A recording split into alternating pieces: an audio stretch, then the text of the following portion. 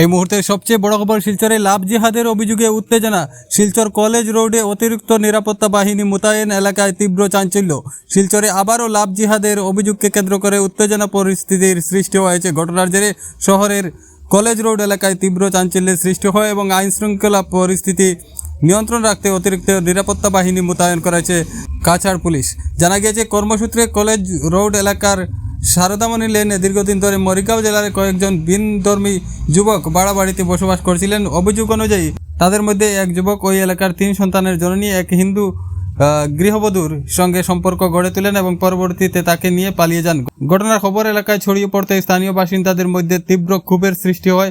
উত্তেজিত এলাকাবাসী ওই ভাড়া বাড়িতে গিয়ে পলাতক যুবকের কয়েকজন সঙ্গীকে আটক করে জিজ্ঞাসাবাদ করেন। অভিযোগ, জিজ্ঞাসাবাদের সময় তারা স্বীকার করেন যে পলাতক যুবককে পালাতে তারা সাহায্য করেছিলেন। এরপর ক্ষুব্ধ জনতা 3 জন যুবককে আটক করে কলেজ রোড এলাকায় সড়ক অবরোধ করে প্রতিবাদ জানান। তাদের দাবি, ঘটনার সঙ্গে জড়িত বাকি অভিযুক্তদের 3 দিনের মধ্যে গ্রেপ্তার করে উপযুক্ত শাস্তির ব্যবস্থা করতে হবে। পরিস্থিতির খবর পেয়ে পুলিশ ঘটনাস্থলে পৌঁছে আটক 3 যুবককে নিজেদের হেফাজতে নিয়ে থানায় নিয়ে যায় এবং পরিস্থিতি নিয়ন্ত্রণে আনে। বর্তমানে এলাকায় উত্তেজনা থাকলেও আইন শৃঙ্খলা পরিস্থিতি পুলিশের নিয়ন্ত্রণে রয়েছে বলে জানা গিয়েছে। এই এরার লগে 15টা ছেলে থাকে, কিভাবে একটা হিন্দু এরিয়ার মধ্যে এরা ভাড়া দেওয়া হইলো? তারার ভোটার আইডি নাই, আধার কার্ড নাই, কিচ্ছু নাই। এরা জেহাদি জানিয়া যে কন্ট্রাক্টরে আনছে এরা আমরা আইনের আওতা আনতে লাগবো।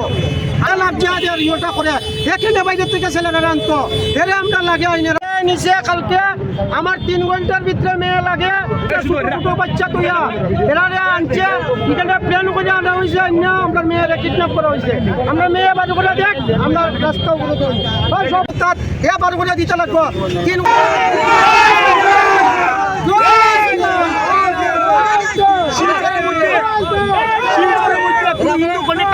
হিন্দু স্টাফ না কামলা নাই নিয়ে বাইরের থেকে মুসলিম মানুষ ইম্পোর্ট পেশে আনে।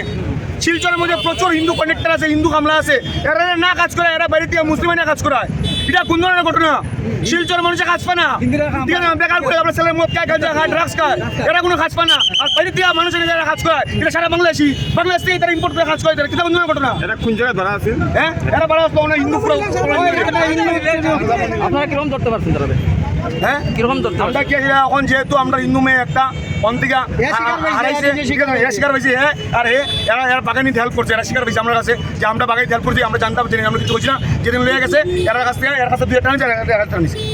এখন আপনার দাবিটা কিটা? আমরা দাবিটা যে মেয়েটা বাগাই লিয়েছে, মেয়েটা 2 বাচ্চার মা, মেয়েটার আমরা লাগি 3 বাচ্চার মধ্যে, ঠিক আছে না? এরা জিহাদ দিয়ে প্রমোট করে এরা প্রশ্রয় দিতেছে সেই শিলচর শহরে। এরারে আউনিয়ার আওতা আনতে লাগবো। 1 নম্বর পয়েন্ট হইলো আমরা এটা, যারা প্রশ্রয় দিতেছে তারা শিলচর শহর কে দিতেছে, কে আনে রাখে, কে আনে এখান থেকে? এই শুনছি দুবরির থেকে কে আনছে?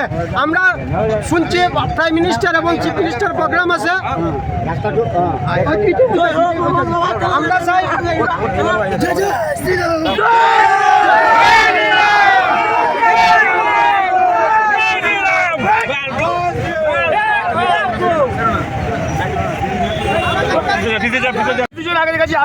একটা মেয়ে নিয়ে চলে গেছে, তারপর বিবেকানন্দ একটা মেয়ে নিয়ে চলছে। মুসলিমরা বিগত কয়েকদিন ধরে শুধু হিন্দু মেয়েদের টার্গেট করছে, ঠিক আছে না? এরা লোকে এরা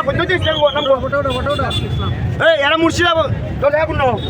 মুড়িগাঁও থেকে আসে, এরা শিলচরের বুকে লাভ জিহাদ করে। এরা এখানে একটা হিন্দু ব্রাহ্মণ মেয়ে বাগাই লিয়ে গেছে গিয়া। হ্যাঁ, ওই কালকে এরা হিন্দু ব্রাহ্মণ মেয়ে বাগাই লিয়ে গেছে গিয়া। এটার প্রতিবাদে পুলিশ প্রশাসনের কমপ্লেন দেওয়া হয়েছে, পুলিশ প্রশাসনে কোনো অ্যাকশন হয়েছে না। এরা হিন্দু বউ 3 বাচ্চার মারে বাগাই লিয়ে গেছে গিয়া। আজকে আমি এজিপিতে যোগ দেওয়ার পর বিধায়ক সাজুকে শিলচরে ফিরতেই উষ্ণ অভ্যর্থনা জানালো কাছাড় জেলা কমিটি। অসম গণপরিষদে যোগ দেওয়ার পর আজ শিলচরে দলীয় কর্মী সমর্থকদের সঙ্গে সাক্ষাৎ করেন সোনাইর বিধায়ক করিমউদ্দিন বড়ভূইয়া ওরফে সাজু। শহরে পৌঁছানোর পর তিনি অসম গণপরিষদের শিলচর জেলা কার্যালয়ে উপস্থিত হন। দলীয় কার্যালয়ে তাকে উষ্ণ অভ্যর্থনা জানান দলের জেলা নেতৃত্ব এবং বিপুল সংখ্যক কর্মী সমর্থক। ফুলের তোড়া, গামছা ও করতালির মধ্য দিয়ে নেতৃবৃন্দ ও কর্মীরা বিধায়ক করিমউদ্দিন বড়ভূইয়া ওরফে সাজুকে বরণ করে নেন। দলীয় কার্যালয় চত্বরে এ সময় উৎসবমুখর পরিবেশের সৃষ্টি হয়। উপস্থিত কর্মী সমর্থকরা তাকে অভিনন্দন জানান এবং আগামী দিনে সংগঠনকে আরও শক্তিশালী করার আশা প্রকাশ করেন। দলীয় কার্যালয়ে পৌঁছানোর পর বিধায়ক করিমউদ্দিন বড়ভূঁইয়া সাংবাদিকদের মুখোমুখি হয়ে নিজের রাজনৈতিক সিদ্ধান্ত ও ভবিষ্যৎ পরিকল্পনা সম্পর্কে মত প্রকাশ করেন। তিনি বলেন, জনগণের স্বার্থকে প্রাধান্য দিয়েই তিনি এই নতুন রাজনৈতিক অধ্যায় শুরু করেছেন। পাশাপাশি তিনি উল্লেখ করেন যে এলাকার উন্নয়ন, মানুষের সমস্যা সমাধান এবং সংগঠনকে শক্তিশালী করার জন্য সবাইকে একযোগে কাজ করতে হবে। তিনি আরও বলেন, আগামী দিনে দলীয় কর্মী সমর্থকদের সহযোগিতায় তৃণমূল স্তরে সংগঠনকে আরও মজবুত করা হবে। সাধারণ মানুষের সমস্যার কথা শুনে তার সমাধানে নিরন্তর কাজ করে যাওয়ার কথাও তিনি স্পষ্টভাবে জানান। উল্লেখযোগ্য যে অসম গণ পরিষদে তার যোগদানকে ঘিরে জেলার রাজনীতিতে ইতিমধ্যে ব্যাপক আলোচনা শুরু হয়েছে। দলীয় নেতৃত্ব আশা প্রকাশ করছে যে তার অভিজ্ঞতা ও জনসংযোগ আগামী দিনে দলকে আরও শক্তিশালী করতে গুরুত্বপূর্ণ ভূমিকা রাখবে। প্রত্যাখ্যান তো নেই, সোনাইয়ের মানুষ এই ইলেকশন নিয়ে গেছে আমার হাত থেকে। ওনারা লড়বেন। আমি একটা কথা বলি, আপনারা সাংবাদিক যথেষ্ট সিরিয়াস সাংবাদিক আছেন। স্বাধীন ভারতে পূর্ণ জনপ্রতিনিধির পাবলিকের সঙ্গে গুলাগুলি, মারপিট, পাবলিক একদম মেরে মেরে পায়খানা প্রস্রাব করিয়ে পেন্টে কোনোদিন কোনো জনপ্রতিনিধিকে শেষ দিনে বিদায় দিয়েছিলেন নাকি? It means Aminul Hoque Laskar versus সোনাইয়ের মানুষ। এটা তো আমার মুখের কথা না, এটা তো লাইভ আপনাদের টিভি থেকে আমি দেখেছি যে গণদুলাই দিয়ে মেয়েদের পেটিকুট পরিয়ে ওনাকে গত ইলেকশনের দিন বিদায় দিয়েছিলেন। সেটা তো অস্বীকার করার কথা না, সেটা তো লুকানো কথা না। সেই মারপিট করা পাবলিক এবং এই নেতার মধ্যে যে মারপিট, সেটা তো এখনও আছেই। আমি শুধু অনুরোধ করব, জোড়হাত করে বলে এবার হাত উঠাবেন না, ভোটের বাক্সে হিসাব দিয়ে দিবেন। কংগ্রেসের সঙ্গে কোনো ইলেকশনই আমার না, আর উনি কংগ্রেসের কোনো ক্যান্ডিডেটও না। উনি কংগ্রেসের থেকে টাকা দিয়ে টিকিট ম্যানেজ করেছেন, হিউজ টাকা দিয়ে। সোনাইয়ের মানুষের এনআরজিএসের অনেক টাকা ওনার করে আছে, কোটি কোটি টাকা ওনার করে আছে। তো সেই টাকা দিয়ে সোনাইয়ের কংগ্রেসীদের রাজনৈতিক ক্যারিয়ার হত্যা করে তিনি টিকিট এনেছেন। তার জবাব জনসাধারণের সঙ্গে এক তো কাজিয়া, 2 নম্বর কংগ্রেস কর্মীদের থেকে মারপিট। সবাই মিলে এমজিএন রেগার টাকা, হায়াত এন্টারপ্রাইজের নামে, জন্নত এন্টারপ্রাইজের নামে 28 কোটি টাকা ইনকোয়ারি চলছে এখনও। আমি তো বলি না, সবসময়ই তো বলি যে সোনাইতে কোনো চোর ডাকাতকে কোনো দিন এবার তো দেবেই না, প্রশ্নই নাই। আগামী দিনেও আমি রাজনীতিতে থাকি না থাকি, এই ধরনের কোনো চোর ডাকাতকে জীবনেও ভোট দিবেন না সোনাইয়ের মানুষকে। আমি জোড়াত করি 100 বছর। আমি কিচ্ছু করিনি, আমি কিচ্ছু করিনি তো, ঠিক কথা তো।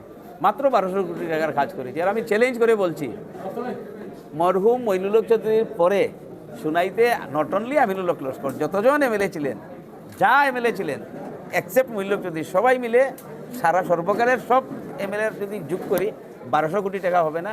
আমি আপনাদেরকে লিস্ট দিয়ে দিই। এটা কাজ না, আসলে আমিনুল হক সাহেবের কাজ কি জানেন? এনআরজিএসের সিসি ব্লকের রাস্তা হলে বলে ভারতের সবচেয়ে বড় ডেভেলপমেন্ট হয়েছে, কারণ এটা থেকে টাকা উঠে না করে নেওয়া যায়। এনআরজিএসের রাস্তার সাইনবোর্ডের টাকা নেওয়া যায়, রাস্তার টাকা উঠিয়ে নেওয়া যায়। এগুলো ডেভেলপমেন্ট, এগুলো না। ডেভেলপমেন্টের পরিভাষা আপনাদেরকে বদলে দিয়েছেন সোনাইতে গত 16 থেকে 21। আপনারাও কোয়েশ্চন এইভাবে করেন। ডেভেলপমেন্ট কী হলো জানেন? সোনাইতে 540 কোটি টাকার একটা 4 লেন রাস্তা এবং ব্রিজ, যেটা অরিজিনালি প্রপোজ ছিল ISBT to Aizawl, ISBT to Tripura. এই স্কিমটা আমি বিধানসভায় নির্বাচিত হওয়ার পরের দিন থেকে আমি স্টার্ট করি। তৎকালীন ডিসি কীর্তিজলি মহাশয়াকে নিয়ে মুখ্যমন্ত্রীর দ্বারস্থ হই, ওনার প্রপোজালটা অ্যামেন্ডমেন্ট করে এটা রংপুর থেকে কাশীপুর, ন্যায়গ্রাম, বাগপুর, বাদ্রিপাড়, সৈয়দপুর, সোনাবাড়িঘাট হয়ে কাবুগঞ্জ হয়ে এই রাস্তার অ্যালাইনমেন্ট চেঞ্জ করানো হয়। তার জন্য মুখ্যমন্ত্রী 3-3বার লেটারও দিয়েছেন, দিল্লিতে পার্সোনালি গিয়েছেন। হ্যাঁ, তার জন্য আমি স্যালুট করি মুখ্যমন্ত্রীকে। আর এই যে রাস্তা, এটার রংপুর থেকে এই ন্যায়গ্রাম, বাগপুর, বাদ্রিপাড় হওয়াতে 4 লেন ব্রিজ, 4 লেন রাস্তা, 30 কিলোমিটার, 540 কোটি টাকার ইনক্লুডেড হয়েছে সোনাই পার্ট থেকে। কথাটা বুঝে যান, অনলি সোনাই পার্ট। এইটাই হলো সোনাইয়ের ইকোনমিক্যালি টোটাল সোনাই চেঞ্জ হওয়ার মেইন রুট। এটা কি ডেভেলপমেন্ট না? এনআরজিএসের রাস্তা, 30 গাড়ি লালমাটি, ইন্টিগ্রেটেড ডিসি অফিস কার আহ্বানে হয়েছে, কার জায়গাতে হয়েছে, কোথায় হয়েছে? সার্কিট হাউস এখন কোথায় হচ্ছে? শিলচর বাইপাস 14 কোটি টাকা আপনারা দেখেছেন, এখানে কোনো রাস্তা ছিল? গাড্ডা ছিল। সেই গাড্ডাকে আমি 7 মাসের ভিতরে 14 কোটি টাকা খরচা করে ঝকঝকা রাস্তা বানিয়ে দিয়েছি। মইনুল হক চৌধুরী হায়ার সেকেন্ডারি স্কুলে 7.5 কোটি টাকা ডাবল স্টুডেন্ট বিল্ডিং কমপ্লিট হওয়ার পথে। নিত্যগোপাল হায়ার সেকেন্ডারিতে 3.5 কোটি টাকার বাদ্রি ব্রিজ পেন্ডিং ছিল। উনি যদি সরকার পক্ষের এত বড় নেতা ছিলেন, ওনার সময় তো বাদ্রি ব্রিজ মানুষের রোজ মেমোরেন্ডাম দিত যে বাদ্রি ব্রিজ অ্যাপ্রোচটা করে দেবো, মাত্র 4 কোটি টাকার কাজ, 500 কোটি টাকার কাজ না, ওটা তো বাদ দেন, ওনার স্বপ্নেরও বাইরে। মাত্র 4 কোটি টাকার বাদ্রি ব্রিজ অ্যাপ্রোচ।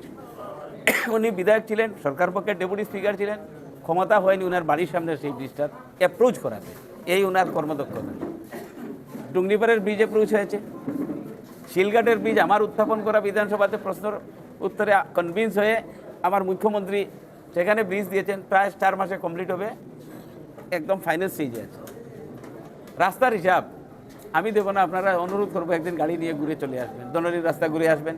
20 কোটি টাকার ইরিগেশন হয়েছে, আপনাদেরকে আমি অনুরোধ করি যে কোনো দিন দনরিতে যাবেন, কৃষক ভাইদের জিজ্ঞেস করবেন এই ইরিগেশনে কী লাভ হয়েছে, পরিবর্তন। আপনারা দেখবেন আসামের ভিতরে একমাত্র একটা সমষ্টি যেখানে কৃষকদের মাঠে যাওয়ার রাস্তা পিচ আছে 1 কিলোমিটার, সেটা হলো সোনাই সাঁতরাগাছি। কথাটা বুঝিয়েছেন?